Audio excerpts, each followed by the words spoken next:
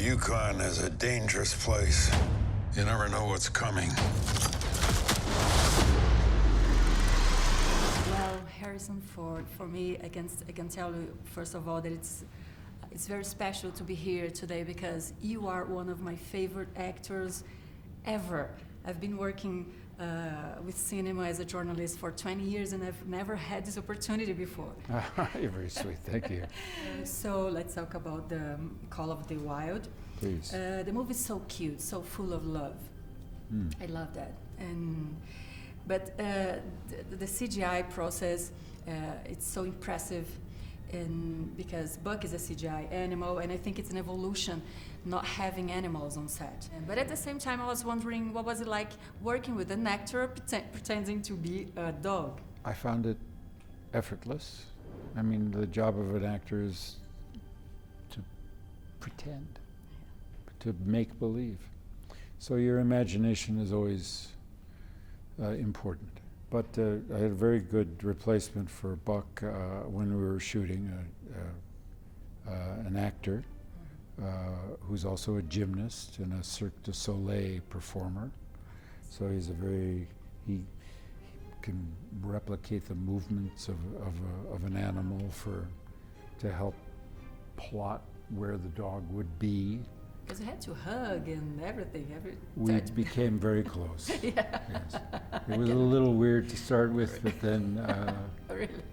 got over it and it became just normal. I mean, this was a very sensitive and talented person that I was working with, and turned into a sensitive and talented dog. Nice. Well, the movie, there's a lot of messages in the movie, and especially concerning to the relationship between humans and nature.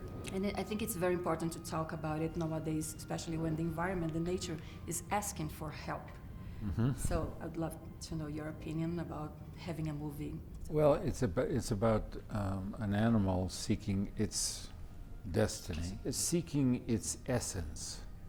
So before dogs were domesticated and companions to mankind, they were another part of the animal world, and they were wild. They were hunting animals. Their evolution into companions for human beings has perhaps changed their behaviors.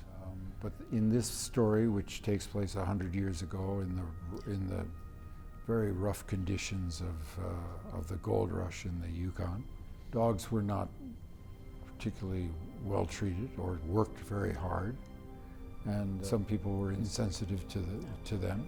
But in this context, he meets John Thornton when he is being abused, and he's instrumental in saving Buck.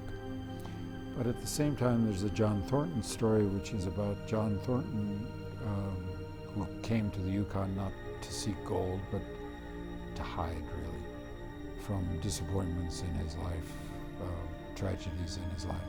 And his relationship with Buck helps him summon the courage and the conviction to try and redeem his failures and to go back and face the complexity of his history.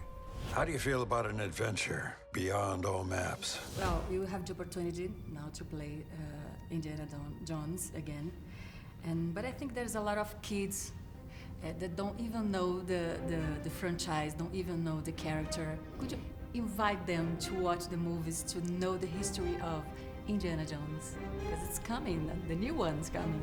Well, it's coming to a new generation, and because it's been off the screen for 10 or 15 years. But I do believe that the wonderful thing about family films is that they're not locked into a period of time, that they're useful to the development of children, these stories, over a period of time.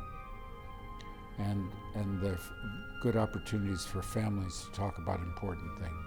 So I think that, you know, the story about Indiana Jones is a story of a man who's an adventurer, but also interested in the mystical world, the spiritual world. But he's a bit of a rapscallion. He's a bit of a outlaw.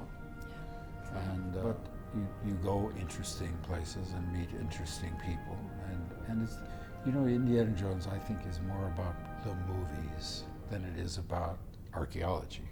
Sure, definitely. But they're sure fun to watch, I think. So. Thank you so much. My pleasure.